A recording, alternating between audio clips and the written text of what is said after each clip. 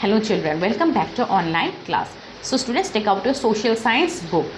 So in the last class we have been discussing about chapter 4 of political science, that is democracy. So to take out page number 199. Today we'll study about right to vote.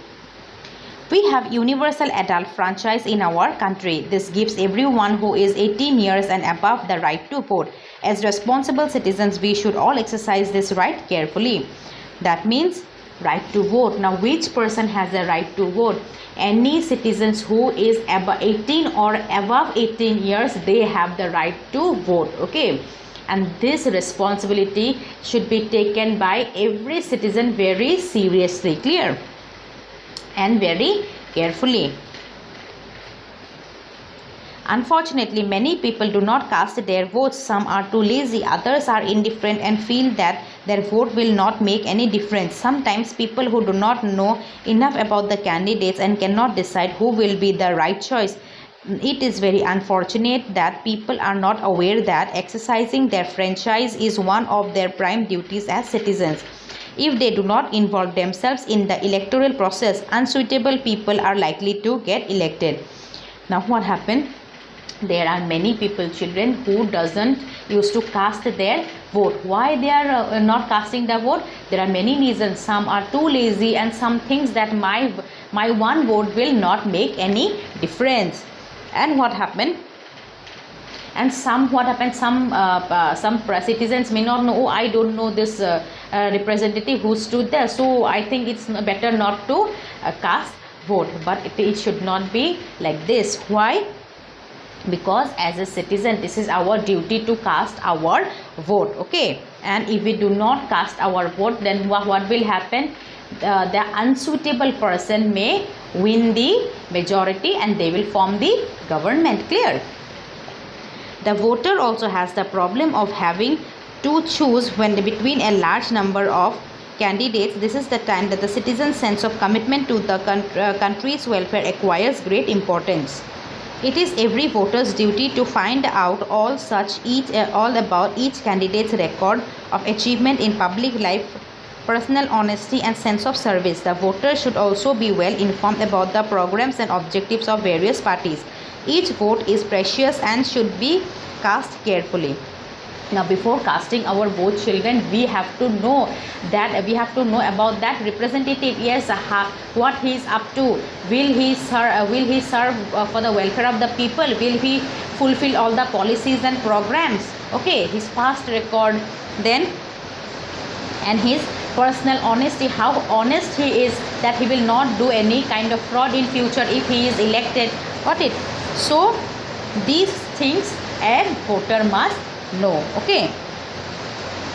Sometimes candidates mislead voters by useful unfair methods to further their own interest. They appeal to caste, religious or regional loyalties instead of projecting the real issues facing the country.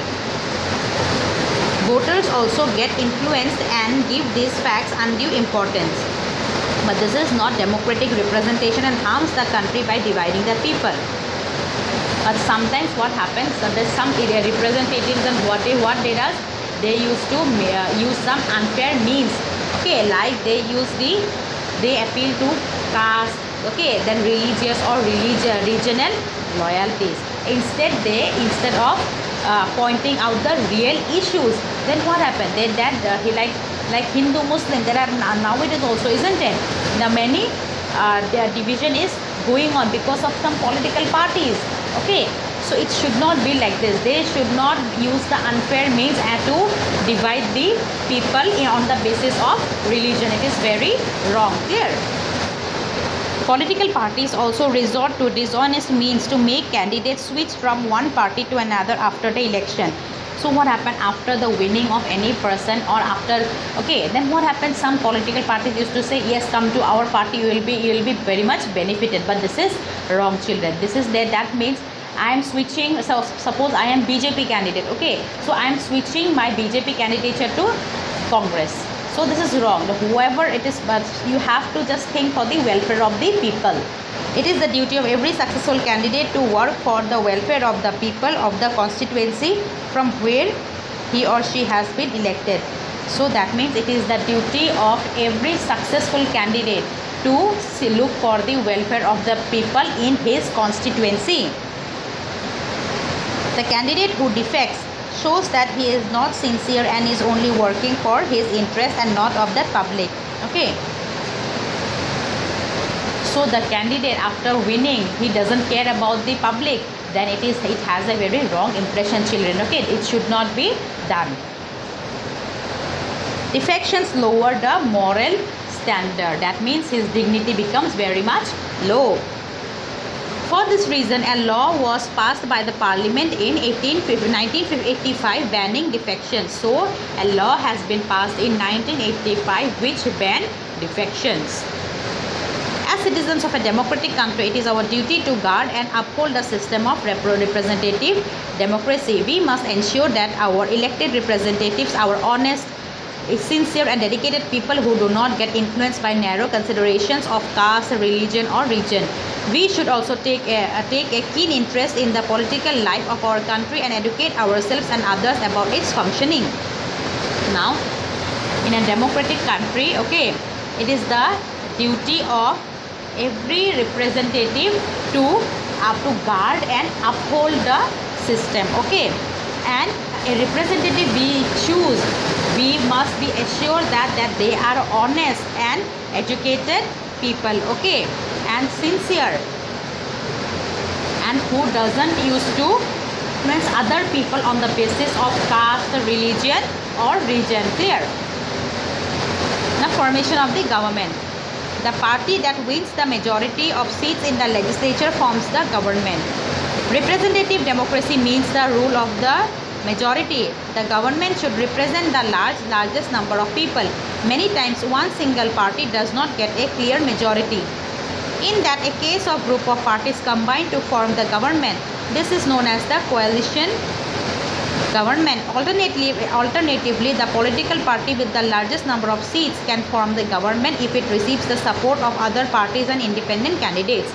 Now what happened? Now, how does a party win election? Okay, so if there is a majority of votes, okay, if there is a majority of votes, suppose Congress has got 20 votes and BJP has got 10 votes, then who will be the winner? The Congress, isn't it? So then what happened?